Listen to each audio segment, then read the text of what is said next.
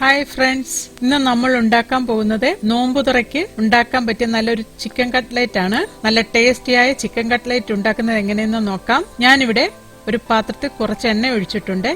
ഇതിലേക്ക് 2 medium size സവോള ചെറുതായിട്ട് അരിഞ്ഞെടുത്തിട്ടുണ്ട്. ഞാനിത് ചോപ്പറിൽ അരിഞ്ഞെടുത്തതാണ്. അത് ചേർത്തിട്ട് നന്നായിട്ടൊന്ന് വഴറ്റിയെടുക്കാം.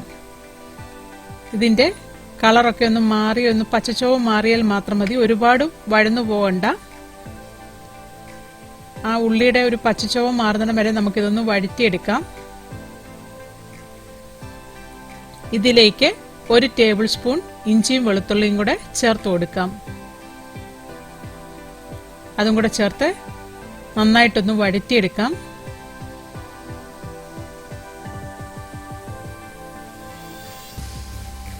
ഈ സവോളയും ഇഞ്ചിയും വെളുത്തുള്ളിയും ഒക്കെ ഒന്ന് വഴന്നു കഴിയുമ്പോൾ ഇതിലേക്ക് കറിവേപ്പില ചേർത്ത് കൊടുക്കാം.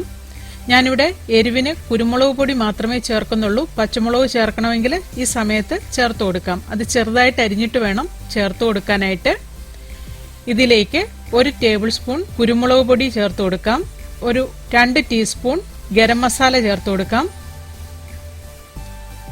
ഈ മസാലകളെല്ലാം കൂടെ ചേർത്തിട്ട് നന്നായിട്ട് വഴറ്റിയെടുക്കണം. കുരുമുളക് ക്രഷ് ചെയ്താണ് ഞാൻ ചേർത്തേക്കുന്നത്. ഇതിലേക്ക് നമുക്ക് ചിക്കൻ ചേർത്ത് കൊടുക്കാം.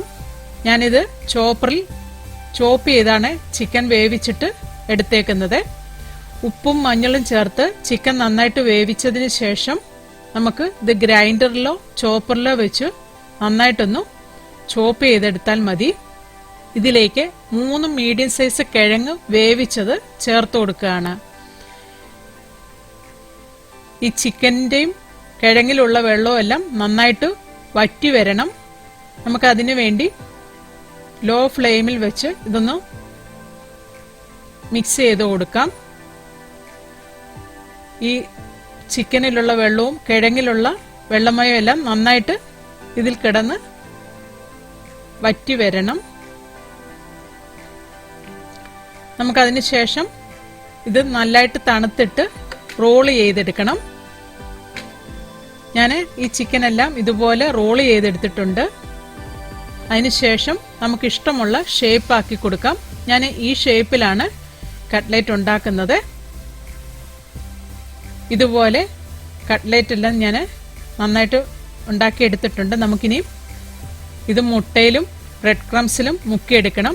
ഞാനിവിടെ 2 മുട്ടയാണ് അടിച്ചെടുത്തേക്കുന്നത്. ഇത് നമുക്ക് ബ്രെഡ് ക്രംസിലൂടെ മുക്കി എല്ലാ സൈഡിലും ബ്രെഡ് ക്രംസ് നന്നായിട്ട് പൊതിഞ്ഞു പിടിക്കണം. അതുപോലെ മുക്കിക്കൊടുക്കാം. അതിനുശേഷം നമുക്കൊരു പാത്രത്തിലേക്ക് മാറ്റി വയ്ക്കാം. ഞാനിവിടെ ഇതുപോലെയാണ് ഫ്രൈ ചെയ്തെടുക്കുന്നത്. നമുക്ക് എണ്ണയിൽ അടുപ്പിൽ വെച്ച് ഇതുപോലെ ഫ്രൈ ചെയ്തെടുക്കാം. ലോ ഫ്ലെയിമിൽ വെച്ചിട്ട് വേണം നമ്മൾ ചിക്കൻ കട്ട്ലേറ്റ് ഉണ്ടാക്കാനായിട്ട്. ഞാനിത് മെഷീനിലാണ് ഉണ്ടാക്കുന്നത്.